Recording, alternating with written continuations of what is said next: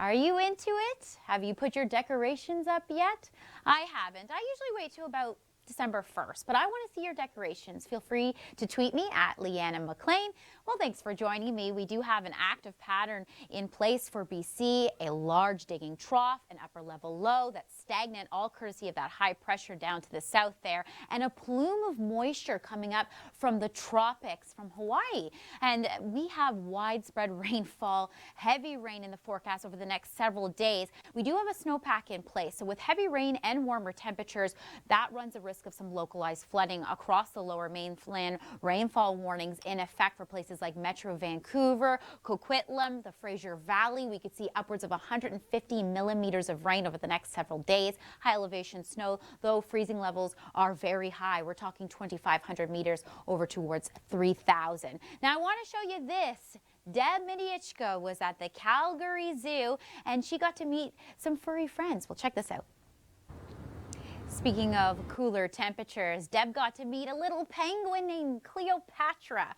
It's so cute. You got to head to the Calgary Zoo. It's amazing. This is our wind gust forecast for the prairies. We do have wind warnings, in place for places like Crow's Nest Pass, as well as Pincher Creek, Cardston. We could see gusts at upwards of 100 kilometers per hour through the overnight, winding down as we get through the late morning hours of Wednesday. We also run the risk of seeing some freezing rain from Lethbridge over towards Medicine Hat through the overnight period into Wednesday. And then we will see that gradually spread into central Saskatchewan and eventually into Manitoba by the time we get to Thursday evening. So cooler temperatures. We do have warm air aloft, but when we have cooler temperatures at the surface, rain comes through and then drops and freezes on contact. So certainly slippery in some spots. So do be mindful of that and take your time. Here's a quick look at our temperature. Feels like for Wednesday, certainly cool in portions. We're talking -10 in Regina, so definitely want to bundle up here. This is a quick look at our lake effect event in place. We do have snow squall watches in effect for places like London and Goderich, as well as Wingham. We could see about 5 to 10 centimeters of snow for Grand Bend. Flurries in the forecast as well, leading to some treacherous travel in portions, so just be mindful of that. Snow squall watches in effect for portions of the southwest, including London, Goderich, Wingham.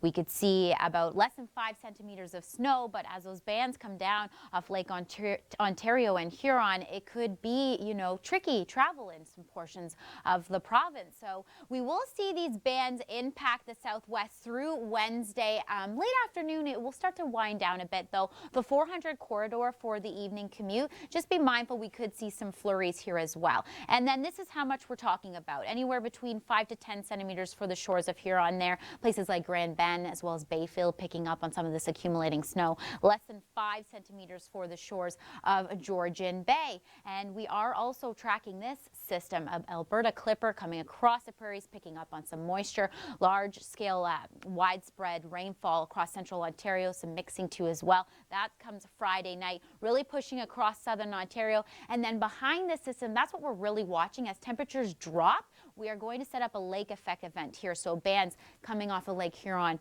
as well as Georgian Bay as well, impacting eastern Ontario, especially with falling temperatures. So anywhere from the Peterborough over towards the Kawarthas, Cobourg to Belleville, we could see some accumulating snow here as well. Atlantic Canada, we're also watching a system for you. Heavy rain across portions of the Maritimes, anywhere east of Halifax over towards Newfoundland, watching for some of that heavy rainfall. And we could see strong wind gusts in excess of 100 kilometers per hour anywhere east of Halifax over towards Cape Breton, as well as the western shores of Newfoundland. Now I want to show you this.